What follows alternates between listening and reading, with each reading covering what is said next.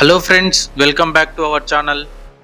ఈరోజు మనం రాజకీయాల వెనుక ఉన్న షాకింగ్ నిజాల గురించి తెలుసుకుందాం. రాజకీయాలంటే మనం వార్తల్లో చూసే గొడవలు, ఉపన్యాసాలు మాత్రమే కాదు. దీని వెనుక సామాన్యులకు తెలియని కొన్ని షాకింగ్ రహస్యాలు ఉన్నాయి. ఓటు వేసే ప్రతి భారతీయుడు తెలుసుకోవాల్సిన ఆ 10 విషయాలు ఏంటో ఇప్పుడు చూద్దాం. భారత రాజ్యాంగం ఒక అద్భుతం. మన రాజ్యాంగం ప్రపంచంలోనే అతిపెద్ద లిఖిత రాజ్యాంగం. కానీ మీకు తెలుసా, దీన్ని ఏ మిషన్తో ప్రింట్ చేయలేదు. ప్రేమ్ బిహారీ నారాయణ్ రైజాదా అనే వ్యక్తి తన చేతి రాతతో ఇటాలియన్ స్టైల్లో 6 నెలల పాటు కష్టపడి రాశారు. దీనికోసం ఆయన ₹1 కూడా తీసుకోలేదు. కేవలం ప్రతి పేజీ మీద తన పేరు రాసుకోవడానికి అనుమతి కోరారు. ఎన్నికల సిరా వెనుక ఉన్న ఈ సీక్రెట్. మనం ఓటు వేసేటప్పుడు వేలికి పెట్టే ఆ నల్లటి సిరా అంత త్వరగా ఎందుకు పోదంటే అందులో సిల్వర్ నైట్రేట్ ఉంటుంది. ఇది మన చర్మంపై ఉన్న తేమతో కలిసి రియాక్ట్ అయ్యి చర్మం లోపల పొరలకు వెళ్తుంది.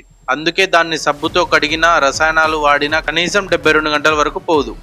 ఒక్క ఓటు కోసం పోలింగ్ బూత్. భారత ఎన్నికల సంఘం నియమం ప్రకారం ఏ ఒక్కరూ కూడా తన ఇంటి నుండి 2 కిలోమీటర్ల కంటే ఎక్కువ దూరం ప్రయాణించకూడదు. అందుకే గుజరాత్లోని గిర్ అడవిలో కేవలం ఒక్క ఓటరు కోసం ఒక పోలింగ్ బూత్ ని 5 సిబ్బందిని కేటాయిస్తారు. ఆ ఓటర్ పేరు మహంత్ భారత్ దాస్.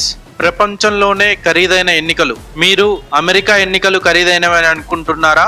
అయితే పొరపడినట్టే. 2019 భారత సార్వత్రిక ఎన్నికల కోసం దాదాపు 60,000 కోట్ల రూపాయలు ఖర్చయ్యాయి.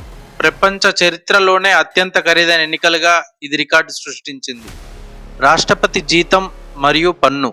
ఒకప్పుడు భారత రాష్ట్రపతి జీతంపై పన్ను కట్టేవారు కాదు.